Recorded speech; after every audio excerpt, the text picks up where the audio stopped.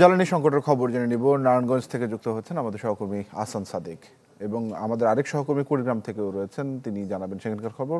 গোলাম মাওলা সিরাজ, শুরুতেই যাচ্ছে আহসান সাদিকের কাছে নারায়ণগঞ্জের খবর নিতে। সাদিক।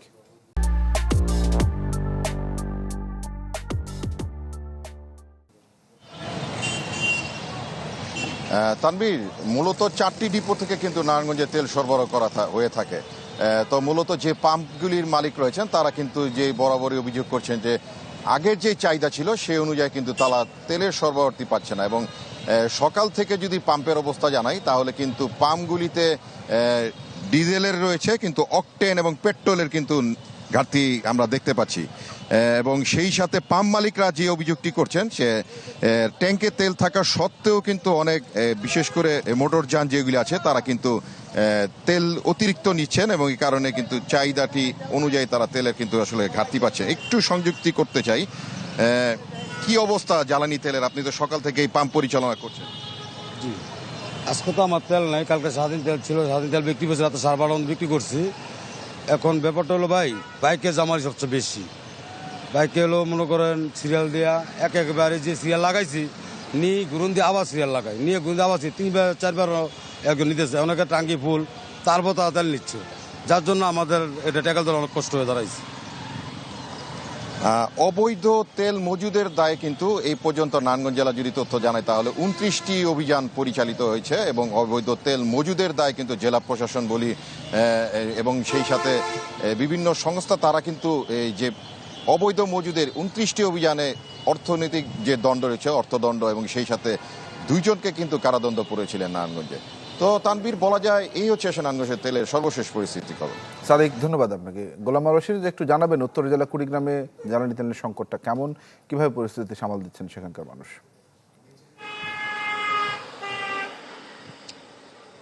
তানভীর, আসলে যতই দিন যাচ্ছে বা সময় যাচ্ছে ততই আসলে জ্বালানি তেলের যে সংকট বা এটি কিন্তু আসলে ব্যাপক হচ্ছে। আমরা প্রতিদিনই যে বিষয়টি দেখছি যে আসলে এই কুড়িগ্রাম জেলায় কিন্তু 22টি অনুমোদিত তেল পাম্প রয়েছে। এর মধ্যে প্রতিদিন বিভিন্ন উপজেলায় কিন্তু 7 থেকে 8 পাম্পে কিন্তু আসলে জ্বালানি বেচে কেনা হচ্ছে। অন্য দিনগুলোতে আসলে এইভাবে একেবারে অলস পড়ে থাকছে তেল পাম্পগুলো। আমি আছি কিন্তু ভুরুঙ্গামারী উপজেলার শাহ ফিলিং স্টেশন, এই উপজেলার একমাত্র ফিলিং স্টেশন এটি। তো আমরা যেটা অভিযোগ পাচ্ছি যে এই সংকটে সবচেয়ে বেশি বিপাকে যারা পড়েছে তারা হচ্ছে আসলে যারা চাকুরিজীবী লোকজন। কারণ প্রতিদিন হচ্ছে ভোরবেলা থেকে মানুষ লাইন ধরে কিন্তু পাম্পগুলো থেকে ডিজেল, অকটেন বা পেট্রোল সংগ্রহ করছে। কোনো দিন আমরা লোকজনের কাছ থেকে যেটা শুনেছি যে ভোর 5টা, 5:30 বা 6টার মধ্যে তারা লাইনে দাঁড়ায়, দুপুরের গড়িয়ে তারপরেও অনেকে তেল না পেয়েও কিন্তু ফিরে যাচ্ছে। আবার কেউ কেউ যদিও পাচ্ছে তারা হচ্ছে যে দুপুরের পরে। তো তারা যেটা বলছে যে আসলে এই 5 ঘন্টা 6 ঘন্টা আসলে দাঁড়িয়ে থেকে যারা সকাল 9টা থেকে বিকেল 4টা বা 5টা পর্যন্ত অফিস করে তারা আসলে এই লাইনে দাঁড়িয়ে থেকে তেল সংগ্রহ করতে পারছেন না, ফলে সবচেয়ে বিপাকে পড়েছেন তারা। একই সাথে কিন্তু আসলে পাম্পগুলোর বিরুদ্ধে অভিযোগ রয়েছে যে আসলে তারা যে বরাদ্দটা পাচ্ছে সেই বরাদ্দ সম্পূর্ণটা বিক্রি না করেই অনেক সময় কিন্তু আসলে যারা তেল নিতে আসছেন বা ক্রেতাদেরকে বলে দেওয়া হচ্ছে তেল নেই। গতকালও কিন্তু একটি পাম্পে, নাগেশ্বরীর একটি পাম্পে এ নিয়ে একটু হট্টগোল হয়েছে পাম্প মালিকদের সঙ্গে।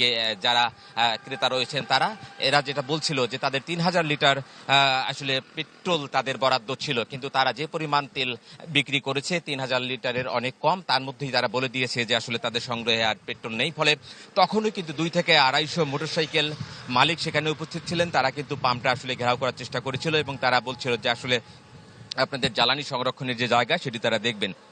এরকম প্রতিদিনই কিন্তু আসলে ছোট বড় বচসা হচ্ছে, ছোট বড় কিন্তু অনাকাঙ্ক্ষিত ঘটনা ঘটছে। সবকিছু মিলে আসলে যতই সময় যাচ্ছে ততই কিন্তু এই সংকটটা আরো প্রকট আকার ধারণ করছে। তানভীর। সিরাজ, ধন্যবাদ আপনাকে। দর্শক, জ্বালানি তেলের সংকটের খবর জানাচ্ছিলেন আমাদের সহকর্মীরা।